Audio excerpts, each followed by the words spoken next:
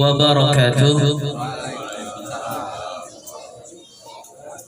إن الحمد لله نحمده ونستعينه ونستغفره ونعوذ بالله من شرور أنفسنا ومن سيئات أعمالنا. من يهد الله فلا مضل له ومن يضلله فلا هادي له. أشهد أن لا إله إلا الله وحده لا شريك له وأشهد أن محمدا عبده ورسوله لا نبي بعده.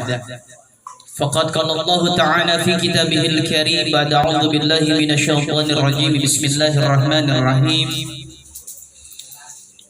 كل نفس ذائقة الموت كل نفس ذائقة الموت ثم إلينا ترجعون.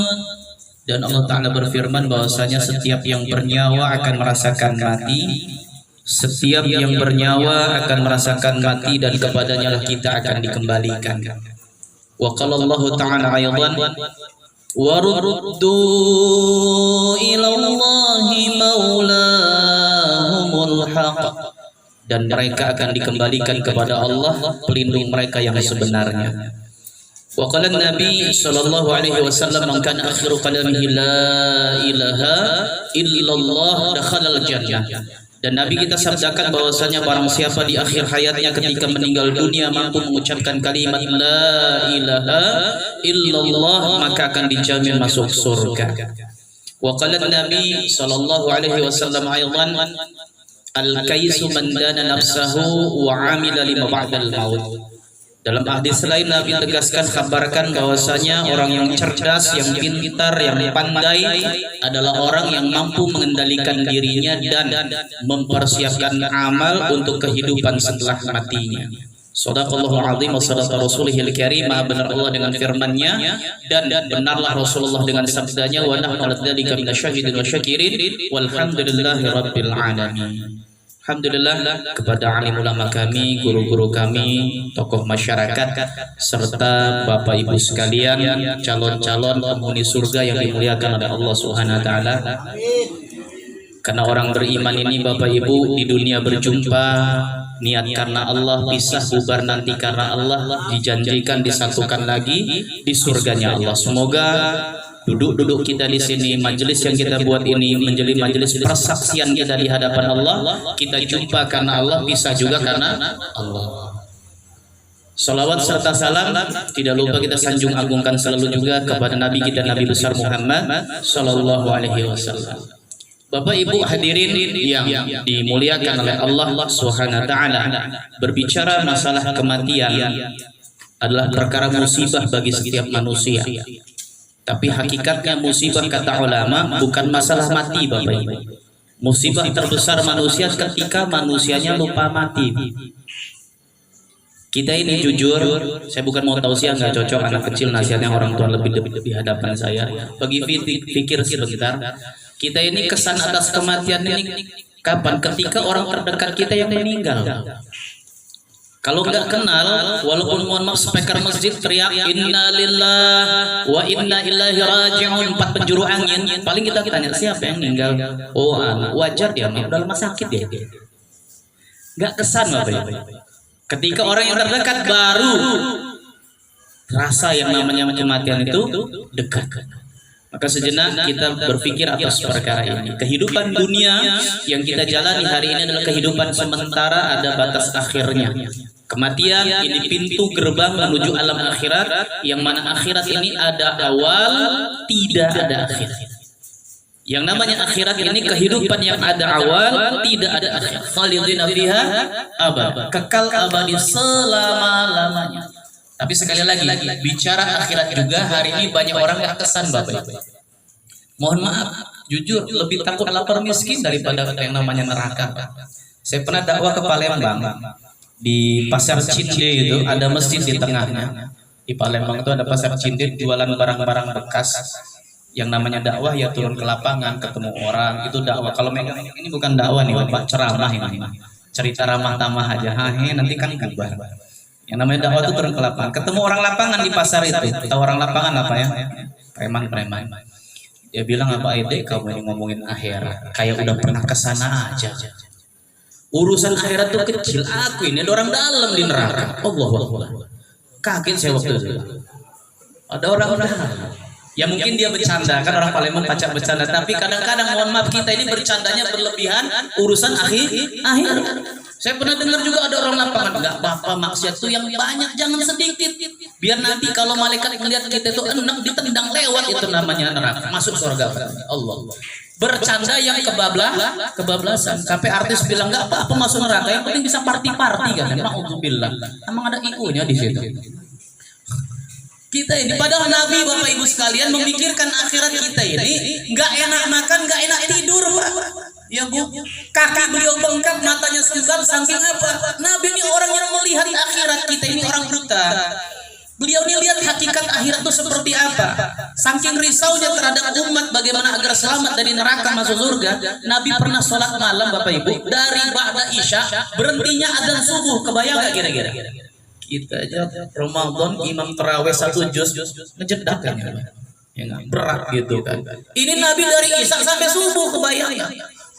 Dibaca satu ayat oleh beliau diulang-ulang. In tu'adzibuhum fa innahum ibadu wa in taghfir lahum fa innaka antal azizul hakim. In tu'adzibuhum fa innahum ibadu wa in taghfir lahum fa innaka antal azizul hakim. Ini ayat yang dibaca Nabi tadi dari Isya sampai subuh, diulang-ulang sama beliau. Ini doanya Nabi Isa alaihissalam sebetulnya yang dimaktubkan Allah dalam Al-Quran di akhir-akhir surat Al-Ma'idah. In tu'adzibuhum, ya Allah, seandainya kau azab mereka, hukum mereka, terserah engkau lah ya Allah, kaulah pemiliknya, pemilik berhak menghukum hambanya yang bersalah.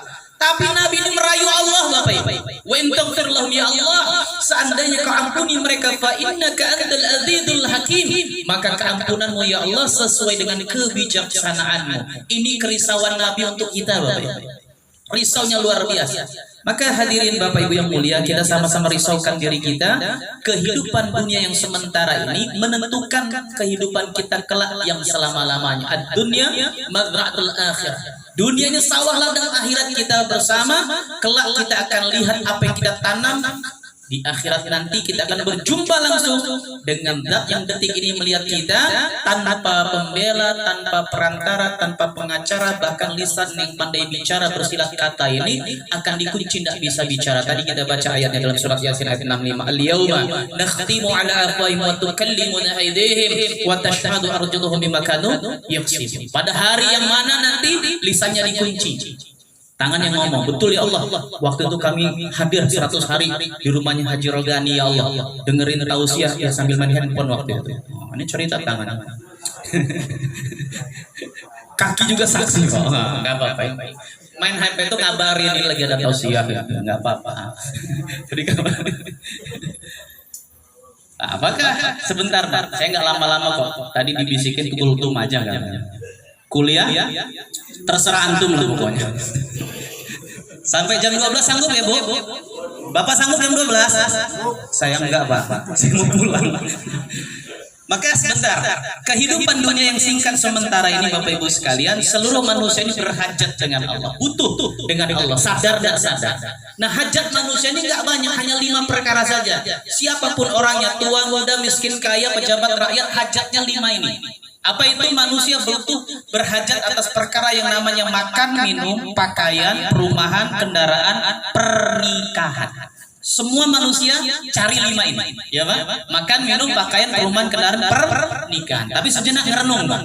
Kalau hanya 5 perkara tadi yang kita cari, makan, minum, pakaian, perumahan, kendaraan, pernikahan, mohon maaf, orang yang nggak kenal dengan Allah, yang nggak yakin Allah itu ada, nggak yakin akan perjumpaan dengan kampung akhirat, cari makan minum nggak Pak? Sama. Mereka cari makan, kita cari makan. Mereka cari pakaian, kita cari pakaian. Apa bedanya kita dengan mereka kalau begitu? Maka kita sebagai hamba Allah, kita semua di sini ngaku hamba Allah ya Pak? Wih ngaku, mas sedekah jangan nulis nama saya. Kalau sedekah nulis apa Pak? Hamba. Ya enggak. Kita ini senang dipanggil hamba Allah. Maka yang namanya hamba Allah di samping mencari makan, minum, pakaian, perumahan, kendaraan, pernikahan tadi, ulama bagi tahu ada 3 hajat utama yang harus kita sempurnakan dalam hidup. Apa itu? Pertama, kita butuh yang namanya ampunan Allah. Butuh nggak Bapak Ibu kita diampuni sama Allah? Sangat butuh Bapak Ibu sekalian. Ya, jadi orang beriman ini jangan merasa puas, merasa cukup, ini bahaya. Kayaknya memang di kampung ini yang masuk surga duluan saya. Bahaya Pak. Bahaya. Merasa baik itu bahaya. Berusaha baik ini benar, tapi kalau merasa baik nanti jadi jahat Pak. Dulu ada makhluk Allah, jin yang taat, namanya Izazil. Saking taatnya diangkat oleh Allah menjadi imamnya para malaikat di Baitul Ma'mur sana. Tempat tawafnya malaikat itu setiap hari 70.000 malaikat, kata Nabi tawaf di sana. Imamnya waktu itu si Izazil. Kalau bahasa saya panglima tertingginya malaikat waktu itu. Nah, waktu itu dia merasa baik. Ketika disuruh sujud oleh Allah kepada Adam sebagai sujud penghormatan, bukan sujud penghambaan, ya, maka dia katakan kalimatnya diabadikan dalam Al-Quran oleh Allah Ta'ala sebagai pelajaran kita, jangan tiru dia. Apa kata dia? Ana khairun minhu, katanya. Saya lebih baik daripada dia, merasa lebih baik. Ini bahaya. Maka orang beriman harus ada 2 perasaan dalam hidup ini. Apa? Khauf wa raja, takut dan harap. Takut apa? Takut jangan-jangan iman amal yang dia buat selama ini belum satu pun yang diterima sama Allah. Dan takut pula jangan-jangan maksiat dosa yang dilakukan selama ini belum satu pun diampuni oleh Allah. Tapi ada harap yang tinggi juga Allah terima kita, Allah Subhanahu. Bahkan dalam satu keterangan 8 pintu surga ini manggil-manggil nama beliau Pak. Dirindukan surga. Merindukan surga, tadi kan surga yang dirindukan kan? Ini ada judul film itu, surga yang dirindukan. Ini dirindukan surga. Surga yang pengen dimasuki beliau. Ya, 8 pintu surga itu pengen dimasuki beliau. Bahkan Allah pernah mengirimkan salam khusus untuk beliau. Saking hebatnya ini Abu Bakar Siddiq radhiyallahu anhu. Imannya tinggi, amalnya juga luar biasa. Tapi beliau ini Bapak Ibu sekalian sering berkata, ya, seandainya aku hanya menjadi kayu ranting yang ditebang hilang, kata beliau. Seandainya aku hanya menjadi bulu-bulu orang beriman. Seandainya aku hanya menjadi burung ketika ada burung lewat di hadapannya, dia berkata, ya Allah, seandainya Abu Bakar ini jadi burung saja yang mati tiada hisab. Sekelas Abu Bakar, Bapak Ibu sekalian, khawatir menghadapi kangkang akhirat yang panjang. Bagaimana dengan kita? Maka sangat penting Bapak Ibu sekalian kita minta ampun dengan Allah Subhanahu wa taala. Ini yang pertama. Yang kedua, setelah kita minta ampun di samping mencari makan, minum, pakaian, perumahan, kendaraan, pernikahan tadi, kita butuh yang namanya hidayah Allah. Butuh nggak Bapak Ibu kita diberi hidayah? Sangat butuh, karena tanpa hidayah, petunjuk, taufik, kekuatan dari Allah, tak ada satu orang manusia pun di dunia ini mampu menjalankan perintah kehendak Allah sekecil apapun perintah. Tadi muazin waktu azan dia panggil hayya 'alas shalah. Kita jawabnya apa Bapak Ibu? La haula wala, tidak ada daya upaya ya Allah untuk hamba taat kepada Engkau kecuali memang hidayah dari Engkau. Jadi hidayah ini perlu Bapak Ibu sekalian, karena tak bisa kita amal tanpa hidayah. Jangankan kita mau sholat malam berjamaah subuh yang berat, yang ringan aja Pak. Subhanallah, ucap kalimat subhanallah, ringan nggak Pak? Ringan. Tapi kalau nggak dibimbing sama Allah, yang nggak bisa lidah ini untuk zikir Allah. Walaupun keliling kampung dagang tasbih Pak, pernah lihat nggak orang keliling kampung dagang tasbih? Belum tentu zikir tuh Pak, orang dagang. Ya, iya. Karena amal agama ini butuh hidayah.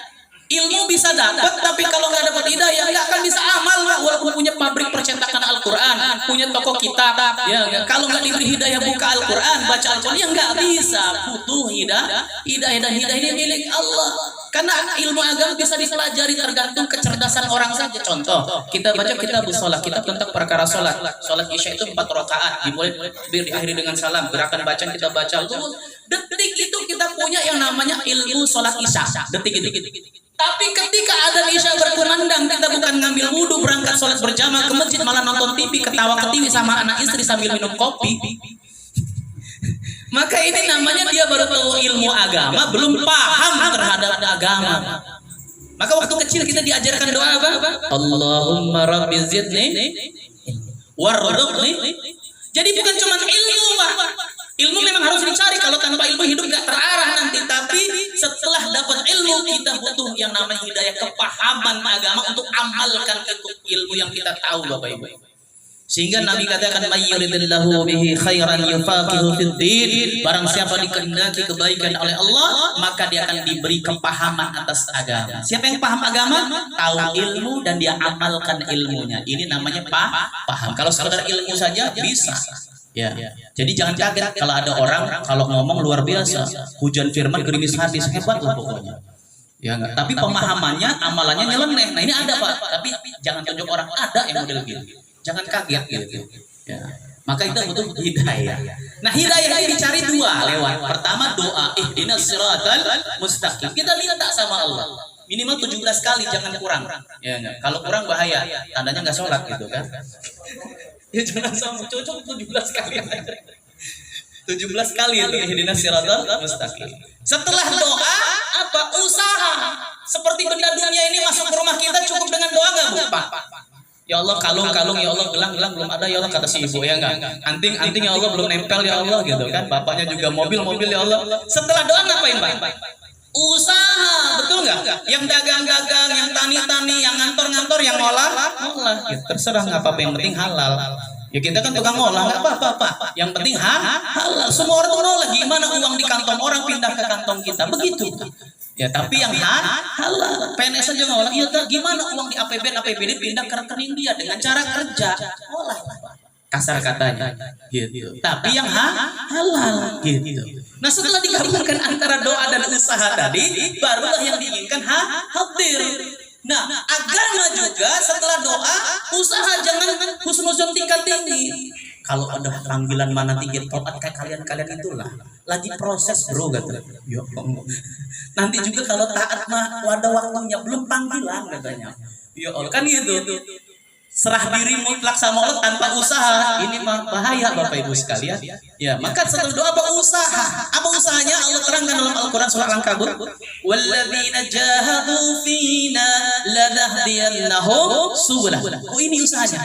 Dan orang-orang yang mau bermujahadah, bercapek-capek, dalam tauhid penegasan betul bahwa saya pasti Allah akan berikan buka pintu-pintu hidayah. Syaratnya apa? Mau sungguh-sungguh. Seperti paku nih Bapak Ibu nempel di dinding, awalnya dipukul, dipantekan. Akhirnya dia kuat di dinding, bisa nahan beban. Tapi kalau paku saya nggak mau lah dipukul-pukul lah, saya mau cari lubang. Pernah lihat nggak? Paku masuk lubang tanpa dipukul, masuk tapi goyang Pak. Pun sama dalam taat ini perlu maksa, tapi maksa siapa? Maksa diri sendiri, jangan suka maksa orang lain. Kita ini kadang-kadang amal agama suka maksa orang lain. Agama untuk diri sendiri, paksa diri kita, paksa. As-salatu khairum minan naum. Ketika azan subuh berkumandang, paksa diri itu, banting selimut itu, jangan ditarik. Kadang-kadang karung 100 kilo maka angkut, sarung 2,5 enggak keangkat Bapak Ibu. Iya kan berat. Wih, abot temen keangkat tarik ke atas selimutan itu mah. Ya kan? Ya. Maka paksa. Nah, ketika kita maksa diri tadi, ya enggak, panting selimutnya, ambil sarungnya, perangkat sholat, ya kan? Maka ini Allah lihat perjuangannya. Kata Allah, barang siapa yang mendekatiku sejengkal, aku akan datang kepadanya sehasta. Siapa yang datang kepadaku dengan berjalan, aku akan datang lebih cepat darinya. Maknanya apa? Ketika kita ada keinginan mendekat, merapat, berusaha kepada Allah, maka hidayah rahmat Allah lebih cepat lagi. Jadi kembali kepada diri kita, mau tidak dapat hidayah, ya paksa diri kita. Mau sampai kapan lagi? Jangan nunggu panggilan kapan-kapan, nanti keburu dikapanin. Ya enggak, nanti keburu mati, engkang jadi bangke gitu kan. Paksa di diri Pak, ini yang perlu kita usahakan. Terakhir, setelah kita cari makan, minum, pakaian, permainan, pernikahan, tadi kita cari ampunan Allah, hidayah Allah. Yang terakhir kita butuh apa Bapak Ibu? Kita butuh yang namanya kata ulama pertolongan Allah. Butuh nggak Bu Pak kita ditolong sama Allah? Coba mohon maaf angkat tangan yang nggak punya masalah. Oh enggak ada. Semua kita punya masalah. Apalagi zaman sekarang. Kalau dulu sebelum pandemi bisa, kalau kata anak muda mohon apa ya, juki katanya. Tahu juki? Jual kisah. Dulu sebelum pandemi kalau ada masalah ya melapor sama teman juki jual kisah. Hari ini susah mau juki. Kenapa? Kisahnya sama. Kisahnya sama. Banyak masalah kita ini. Banyak enggak. Kata ulama manusia ini apa? Masalahnya cuma dua. Wih, dua dari mana, Mas? Di rumah tuh numpuk kayak cucian sama gosokan masalah. Ya kan? Cuma dua. Berapa masalahnya, Bu? Tuh, yakin kan dua, saya tekan sih. Memang itu dua. Manusia ini kata ulama, kalau nggak jumpa masalah besar, jumpa masalah selesai kan Pak? Cuma dua kan? Nggak banyak kan? Kalau nggak besar ke kecil. Mana masalah besar, mana kecil? Ini yang perlu kita pikirkan. Masalah besar apa? Ketika Allah lepas tangan dari masalah kita, inilah masalah besar. Masalah kecil ketika datang pertolongan Allah, wa may yattaqillaha yaj'al lahu makhraja wa yarzuqhu min haitsu la yahtasib. Jelas sering kita dengar. Barang siapa saja, laki-laki, wanita, tua, muda, miskin, kaya, pejabat, rakyat, takut takwanya hanya kepada Allah, hadiahnya yaj'al lahu makhraja, diberikan jalan keluar atas permasalahan dia, dapat bonus. Wa yarzuqhu min haitsu la yahtasib, dari rezeki yang enggak disangka-sangka. Kapan? Ketika dia sandarkan dirinya kepada Allah. Cuman mohon maaf lagi Pak. Kita ini kalau ada masalah nggak langsung sama Allah ya Bu Pak. Kadang sama makhluk. Kecil urusan ini. Ada mamang kita di Polda. Apa urusannya mamang itu di Polda Pak? Ya enggak. Anak ini, anak itu. Kita kadang curhat sama si A, enggak beres si B, C. Sampai Z kita ceritain. Akhirnya baru bilang, udah kemana-mana sih minta tolong. Nah, sabar gimana ini. Ini bukan sabar, nyerah namanya.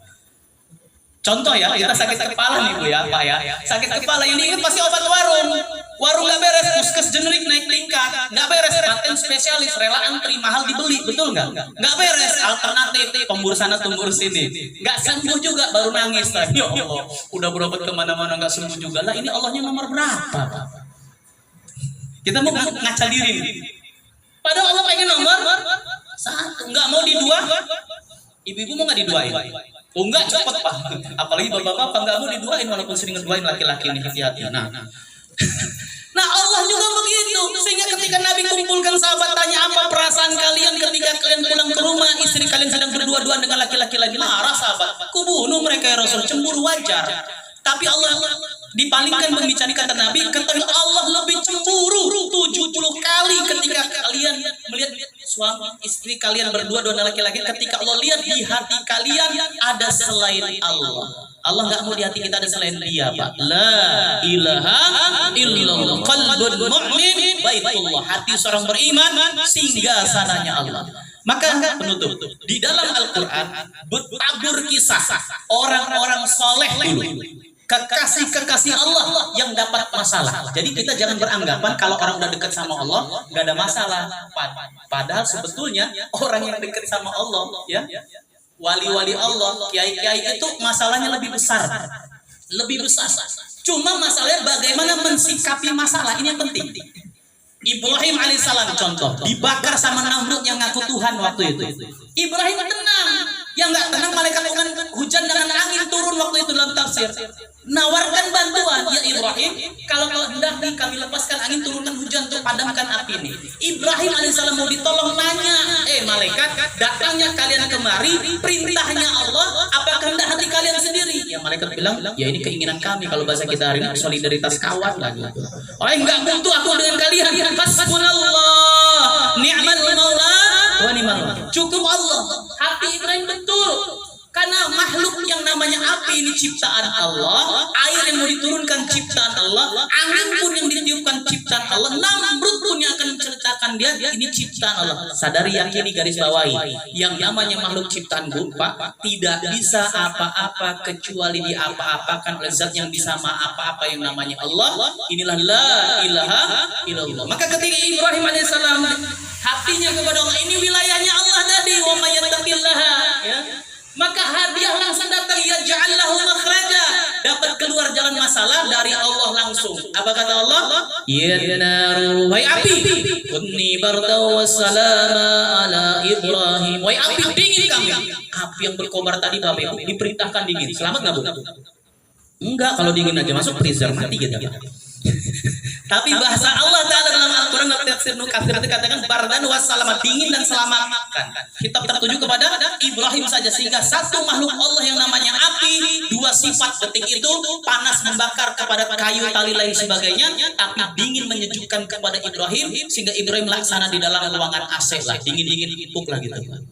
Bahkan dari api kobaran itu keluar buah-buahan, karena dibakarnya bukan sebentar, 40 hari 40 malam, gak kebayang Pak, buah-buahan keluar, sehingga satu wanita cantik saat itu namanya Sarah kagum melihat pemuda Ibrahim ini makan buah di kobaran api. Kalau bahasa saya cinlok Pak, cinta lokasi, ya kan? Langsung nanti nikah dengan Ibrahim alaihissalam. Inilah wayar min haitsu la yahtasib, dapat rezeki nggak disangka-sangka. Kata Nabi SAW, kecantikan Siti Sarah itu 2/3 kecantikan wanita di seluruh dunia. Kebayang ya? Sisanya yang sepertiga itu dibagi-bagi sama Allah, nempel ke wajah wanita kita ini. Punya Siti Sarah semua itu. Ya, ya. Maka inilah hadiah. Jadi hadirin Bapak Ibu yang dimuliakan Allah Ta'ala, untuk datangnya pertolongan Allah, hadirkan Allah dalam masalah. Bagaimana? Begini, penutup kisah tamsil di kitab Bukhari. Kitab apa Pak? Bukhari, buatan kami sendiri. Bukan Bukhari Pak ya. Ini cerita tamsil, jangan nanya kitabnya mana, nyaman cerita tamsil ya. Ada kiai, memahami ini, ada kiai punya anak 3. Di ujung kematian dia panggil itu anak-anaknya. Wahai anak-anakku, abah ini kayaknya udah gak kuat lagi. Nampaknya sudah di ujung daripada kehidupan. Maka abah punya harta tidak banyak, ada 19 ekor kuda di kandang sana. Tolong kalian bagi, jangan ribut. Kalau abah sudah tidak ada, bagi dalam kondisi hidup. Anak pertama kamu dapat bagian setengah kuda yang ada. Siap bah, gak apa-apa, terima kasih. Anak kedua kamu dapat 1/4, anak ketiga kamu dapat 1/5. Siap bah. Anak pertama 1/2, 1/4, 1/5. Singkat cerita, abahnya ini meninggal. Dikuburkan jenazahnya, warisan dibagikan, amanah dijalankan. Bang, abang ambil setengah dari yang ada. 19 bagi 2. 19 bagi 2. Waduh, nggak bisa deh. Kan abah bilang harus hidup. Iya. Kalau gitu adik dulu lah. Ya udah, 19 bagi 4 saya dapat 1/4. Lebih bingung Pak. Ya, yang ketiga 1/5, makin bingung. 19 bagi 5 gimana ceritanya? Singkat cerita, 3 hari nggak selesai. Tetangga kampung kiai kampung sebelah datang silaturahim, bawa kuda, diparkir di depan, masuk ke rumah, punya obrol, nanya, abah kalian kemana kok nggak nyambut saya? Oh mohon maaf Pak Kiai, abah kami sudah meninggal 3 hari yang lalu. Loh, kok saya nggak dikasih tahu? Itulah Kiai, kami lagi ada masalah kuda. Warisan. Ya sudah bagi aja. Ya gimana dibagi Kiai? Nggak bisa. Ini 19 kudanya, saya dapat setengah, ini 1/4, ini 1/5, nggak kelar 3 hari ini. Itu kecil katanya. Kecil gimana Kiai? Itu kuda saya yang di depan, masukin ke kandang jadi 1. Oh jangan Kiai, ini yang 19 saja nggak kelar dibagi. Pak Kiai mau ngasih lagi 1, jangan, repot-repotin aja. Masukin kata Kiai. Akhirnya nurut Pak, dimasukin kuda di depan, masukin ke kandang. 19 tambah 1 berapa Bu? 20. Bagi sekarang, ambil anak pertama. Kamu dapat bagian berapa? Setengah Kiai. Ambil 20 bagi 2, 10. Alhamdulillah. Dia pikir tadi kalau 19 kan dapat 9,5, dapat lebih. Biasa kita ini kalau dapat warisan lebih seneng Pak. Kalau kurang ribut karena selisih gitu kan. Maka hadirin dibagi, ambil 10. Kamu yang kedua dapat berapa? Dapat 1/4, bagi 20 bagi 4 berapa? 5 Pak Kiai. Ambil 5. Ambil 5. Kamu yang terakhir berapa? 1/5 Pak Kiai. 20 bagi 5 berapa? 4 Kiai. Jumlah 10, 5, 4. 19 Kiai. Kelar. Tapi tinggal 1 nih Kiai. Itu kuda saya. Jangan dibagi juga, saya pulang naik apa katanya. Paham Pak ya dari cerita unik ini? Inilah maksudnya kata ulama, kita ini masalah lebih dari 19. Anak, istri, kesehatan, ekonomi kan kalau ditumpuk-tumpuk gitu kan. Jangan mikirin yang masalah tadi Pak. Kayak orang tadi mikirin kudanya, pening memang. Tambahin 1 masalah. Hubungkan hati dengan Allah. Ambil wudhu, sholat hajat 2 rakaat, jam 2 malam, 2 tetes air mata akan membuka pintu hazanah Allah. Datanglah nusrah pertolongan Allah. Nangis di hadapan Allah dengan sebenar-benarnya, nangis kayak bayi Bu. Posisikan hidup tuh kayak bayi Bapak Ibu. Bayi itu kan selesainya nangis nggak? Lapar nangis, ganti popok nangis, BAB nangis. Kenapa? Cukup selesai. Tapi nangisnya yang benar. Karena ada Bu, Pak, bayi itu nangis-nangisan. Pernah lihat nggak bayi nangis-nangisan? nangis gitu lah, gerang-gerang kecil itu. Punya nyantai, asik nyuci, bapaknya masih nonton TV ya kan. Tapi kalau bayinya udah nangis kejer, gitu saya lagi lompat, ibunya lompat, bapaknya lompat. Ada apa, tetangga ikut datang mungkin. Ada apa bayi kamu ini? Nah, kita pun nangis di hadapan Allah dengan nangis yang benar, karena 2 tetes air mata kita akan memadamkan masalah kita, Bapak Ibu. Maka ini 3 yang perlu kita cari, di samping cari 5 makan minum pakaian permanent pernikahan tadi, kita usahakan sungguh-sungguh ini hadir. Carilah ampunan Allah, carilah hidayah Allah, carilah pertolongan Allah. Sampai kapan nyarinya? Jangan lama-lama ya Bu, jangan ngejos-ngejos Pak. Nyarinya cukup sampai mati ya. Selesai mati nggak perlu nyari lagi, tinggal menikmati apa yang sudah dicari. Wala tamutunna illa wa antum muslimun. Jangan kamu mati kata Allah setelah berserah diri atas perkara agama ini. Ketika kita mati telah berserah diri, maka Allah akan panggil kita dengan panggilan sayang. Ya ayatan nafsul mutmainnah irji ila rabbiki radiyatan mardiyah fadkhuli fi ibadi wadkhuli jannati. Panggilan sayangnya Allah kepada jiwa yang tenang. Maka semoga Allah Ta'ala jadikan sisa umur hidup kita ini Bapak Ibu sekalian dalam perkara taat. Mohon maaf, saya tidak ada niat menggurui, menasihati, tapi pembicaraan panjang lebar ini hakikatnya buat saya pribadi, bukan buat Bapak. Kenapa telinga saya lebih dekat daripada telinga yang mendengarkan? Maka dari tadi sebetulnya lagi nasihatin diri yang lagi lemah nih Pak. Tapi mudah-mudahan Allah kesankan kita juga di hati masing-masing untuk semakin baik di hadapan Allah. Maka kita tawajukan diri kita, berdoa kepada Allah semoga Allah Ta'ala istiqomahkan kita semua dalam perkara taat, dan Bapak Haji Rogani bin Mustafa dimudahkan perjalanan akhiratnya dan ahli keluarganya diberikan kekuatan untuk menghadapi sisa-sisa umurnya. Astaghfirullahaladzim, innallaha ghafurur rahim. A'udzu billahi minasyaitonir rajim. Bismillahirrahmanirrahim. Alhamdulillahi rabbil alamin, hamdan na'imin, hamdan syakirin, hamdan ni'amahu yukafi madhila rabbana wa lakal hamdu kama yanbaghi lidhalali wajhil karim wa 'azimi sultani wa la hawla wa la quwwata illa billahil aliyyil azim. Alhamdulillahi ala ni'matil iman, alhamdulillahi ala ni'matil islam, alhamdulillahi ala ni'matil hidayah wa يا كريم، يا أولى الأولين، يا آخر الآخرين، يا ذا القوة المتين، يا رحيم المساكين، يا أرحم الراحمين، يا حي يا قيوم برحمتك نستغيث. أصلح لنا شؤوننا كلها ولا تكلنا إلى أنفسنا طرفة عين يا الله. ربنا ظلمنا أنفسنا وإن لم تغفر لنا وترحمنا لنكونن من الخاسرين. ربنا هب لنا من أزواجنا وذرياتنا قرة أعين واجعل المتقين إماما. رب اجعلنا مقيم الصلاة ومن ذرية ربنا وتقبل دعاء. اللهم اغفر لنا ذنوبنا، اللهم اغفر لنا ذنوبنا ولوالدينا وارحمهما كما ربنا صغارا، ولجميع المؤمنين والمؤمنات والمسلمين والمسلمات الأحياء منهم والأموات برحمتك يا أرحم الراحمين.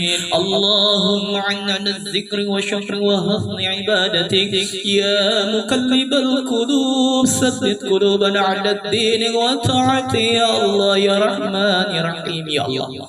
Pandang kami, lihat kami, tatap kami yang kumpul semua di sini dengan pandangan rahmat kasih sayang-Mu ya Allah. Jangan Kau pandang, jangan Kau lihat kami dengan pandangan murka amarah sebab dosa kesalahan yang kami buat selama ini ya Allah. Jangan sampai dosa yang kami buat ya Allah menghalangi doa hajat kami malam ini ya Allah.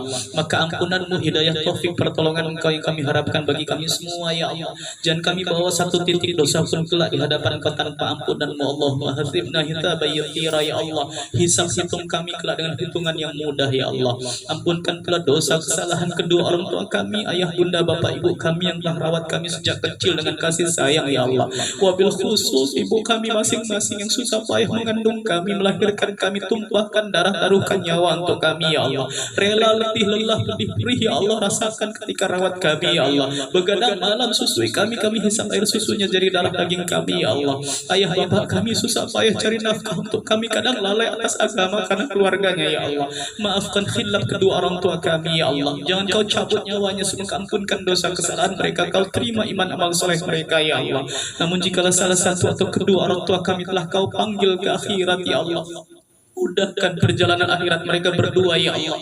Mudahkan mereka dikubur, luaskan kuburnya, terangi kuburnya. Allahumma ighfir lahum warhamhum wa'afi wa'fu anhum.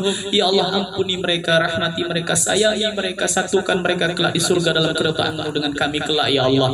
Ya Allah, mudahkan saudara kami ya Allah, ayah kami, orang tua kami, kakek kami ya Allah, Haji Raghani bin Mustafa ya Allah, yang telah kau panggil ya Allah. Mudahkan perjalanan akhiratnya ya Allah. Allahumma ighfir lahu warhamhu wa'afi wa'fu anhu. Ya Allah, ampunilah beliau, rahmatilah beliau, sayangi beliau ya Allah. Terima iman amal solehnya ya Allah. Kuatkan hati yang ditinggalnya ya Allah. Keluarganya menjadi anak yang soleh soleha ya Allah, yang mau mendoakan selalu orang tuanya ya Allah. Ya Allah ya Rahman ya Rahim, ampunlah kesalahan kami ya Allah. Angkat doa kami ya Allah. Jadikan kami yang masih hidup ini semakin taat di hadapan Kau ya Allah. Jadikan pasangan hidup kami, suami dan istri kami, menjadi kawan taat dunia akhirat ya Allah. Jadikan anak-anak yang Kau titipkan, amanahkan kepada kami, menjadi anak yang soleh soleh, pelipur mata kami ya Allah, menjadi anak yang sukses dunia akhiratnya ya Allah. Selesaikan urusan kami yang kecil yang besar, berkailah rumah tangga kami, kehidupan kami, kampung kami, negeri kami ya Allah. Istiqomahkan kami dalam taat dan wafatkan kami kelak dalam puncak pengorbanan taat, dan Kau terima ketaatan kami yang sedikit ini ya Allah. Rabbana la tuzigh qulubana ba'da idh hadaytana wa hab lana min ladunka rahmah innaka antal wahhab ya Rabb. Jangan Kau kembalikan kami kepada maksiat ya Allah. Setelah Kau beri kami hidayah, petunjuk ini ya Allah, kekalkan hidayah sampai kami wafat, dan Kau terima ya Allah kami dalam keadaan taat ya Allahumma badi'na ila Makkah wal Madinah fi hajj wa umrah ya Karim. Ya Allah, sampaikan kami kembali dan mudahkan saudara muslim seluruh dunia ke Mekah Madinah ya Allah. Tunaikan perintah-Mu haji dan umrah, mudahkan kami ziarah kubur Nabi-Mu ya Allah.